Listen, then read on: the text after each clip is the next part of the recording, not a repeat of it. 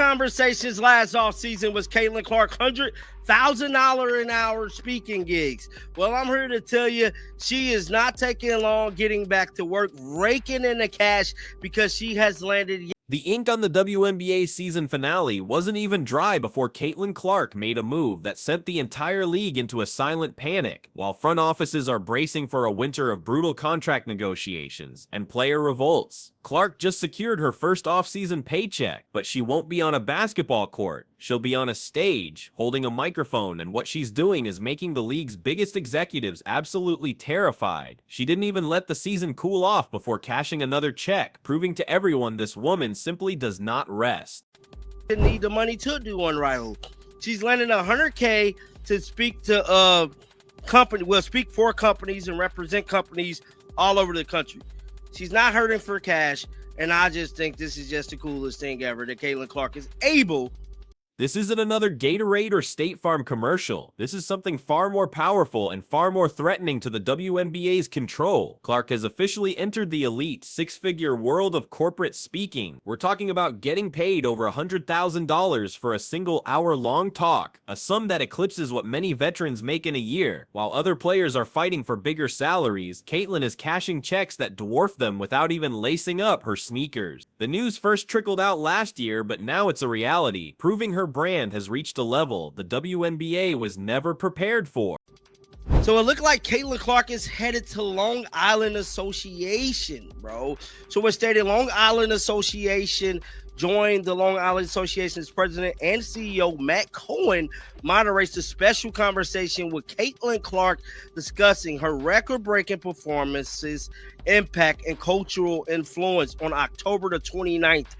At 10:30 to 12:30. And this isn't some local school assembly. Clark has been announced as the keynote speaker for the Long Island Association's Fall Conference, a gathering of New York's wealthiest and most powerful business leaders. The event is being held at the Holly Country Club, a place where billion-dollar deals are made over golf and old money whispers. The message is crystal clear. Caitlin Clark is no longer just a sports figure. She's a blue-chip corporate asset, and the league gets zero cut of the profits and zero control over the narrative. They literally said tickets are limited and sponsorships are open. This is big business. Just with working back to full health, Steph mentioned that it was kind of baby steps and the real bombshell isn't just that she's getting paid, it's how much. The average WNBA salary hovers around $120,000 a year. Caitlin Clark can now make that, or even more, in a single 60-minute appearance. Let that sink in. 1 hour of talking in an air-conditioned ballroom versus an entire season of brutal cross-country travel, flagrant fouls, and media scrutiny. When your #1 star can earn her annual salary in an afternoon, it doesn't just look bad for the league, it exposes a broken system that feels fundamentally unfair. Back and making sure you don't lose what you've worked on this season. Just what are your plans for the off-season and possibly playing or just doing individual workouts? Yeah, I mean, probably take a little bit of a break here, just for maybe a week. I don't really want to lose a ton of the stuff I've worked on, and just trying to get my body back to full health. There's some USA basketball stuff I need to get ready for, and you know, I need to be able to find some runs and some ways to play 5-on-5, just so I can kind of get that feel back. And but more than anything, I think my main focus is really just getting my body healthy, and once we get back to 5-on-5, like just being able to test my body and make sure I know it's in a good spot where it's going to be able to hold up with everything that, you know, we think we've corrected or we think we've worked on, to be able to know I'm in a really good spot there. And you know, when you go through injuries, especially in my scenario where it's been a few of the reoccurring kind of bouncing around, which isn't necessarily uncommon in my situation just because of compensation, and you know, when you're dealing with things in that groin area, that just is kind of how it can go sometimes. I think it's important that you can become confident in your body again, and that's for anybody that goes through injury. So that's probably going to be my main focus, is, you know, just feeling 100% again, and then obviously, you know, having that confidence in my body too. This financial disparity is pouring gasoline on a fire that's already burning in WNBA locker rooms. This season, we saw the tension boil over with cheap shots, hard fouls, and referees pretending not to see elbows flying. This isn't just about intense competition, it's about jealousy. Veteran players who have grinded for years are watching a rookie come in and not only steal the spotlight, but also earn 10 times what they do off the court. The speaking gig is another reminder of that gap. A move that feels like a slap in the face to those who believe they've paid their dues, and it only validates the resentment that's been simmering all year long. This move has ignited a terrifying question inside the WNBA's headquarters and among its biggest sponsors. For years, companies sponsored the league to get to the stars. Now they're realizing they can just go directly to the star herself. Why pay the WNBA millions when you can pay Caitlin Clark $200,000 to speak directly to your executives? Her brand is officially becoming more powerful than the league's shield, and sponsors are starting to ask themselves a dangerous question. Do we even need the league, or do we just need her? What we are witnessing is a masterstroke of independence. While the league is dealing with public feuds, players calling out the commissioner, and endless drama, Caitlin is quietly building an untouchable empire. She's not waiting for the WNBA to fix its image or give her a raise. She's creating her own revenue streams, proving that her value is not determined by a team contract. She is her own business, and business is booming while the league itself seems to be teetering on the edge of chaos. Of course, the media spin machine is already in overdrive. You have headlines popping up framing this as Caitlin Clark chooses corporate over team unity, trying to paint her as selfish for securing her financial future. Critics are trying to say she's abandoning the sport or turning her back on the collective fight, but you can't be mad at someone for being smart.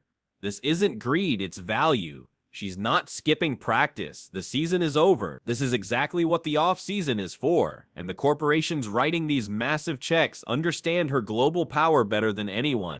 This also explains her deafening silence on the new player-run league, unrivaled. While stars like Brianna Stewart and Nafisa Collier are launching a new league to supplement their income, Clark has no need for it. Why risk a career-ending injury playing 3-on-3 basketball in the offseason when she can earn the same, or more, giving a speech in a luxury hotel wearing heels instead of sneakers? It's a cold, calculated business decision that proves she's not just a phenomenal athlete, she's an even smarter businesswoman, playing chess while everyone else is playing checkers. And while Caitlin makes these genius moves, the league's leadership seems to be missing in action. Commissioner Kathy Engelbert has been noticeably quiet, avoiding tough questions and letting players like Nafisa Collier publicly challenge her authority. This leadership vacuum makes the league look weak and disorganized. Caitlin, on the other hand, looks like the epitome of a leader poised, strategic, and in complete control of her destiny. She is inadvertently exposing the league's biggest weakness, a lack of strong, decisive leadership at the top.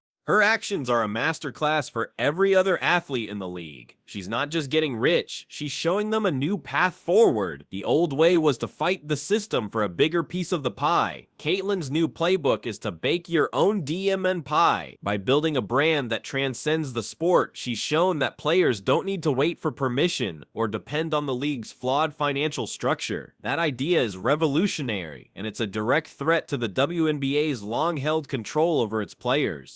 But don't mistake this for just a simple money grab. This is a calculated power play. Every six-figure check she cashes outside of the WNBA is another piece of leverage. When the CBA negotiations get ugly, and they will, her financial independence means she can't be bullied or pressured. She doesn't need the league's paycheck to survive. This move strengthens her position at the negotiating table, and by extension, it could strengthen the position of every other player if they realize the power they hold. She's changing the entire dynamic of the league's future. Here's where the story gets a sight more complicated.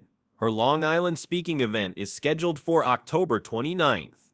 That timing is no coincidence. It's happening right as the window opens for the WNBA Players Union to opt out of the current CBA. The league could be on the verge of a catastrophic lockout, and its biggest star will be on stage in New York, headlining a business conference about leadership and success.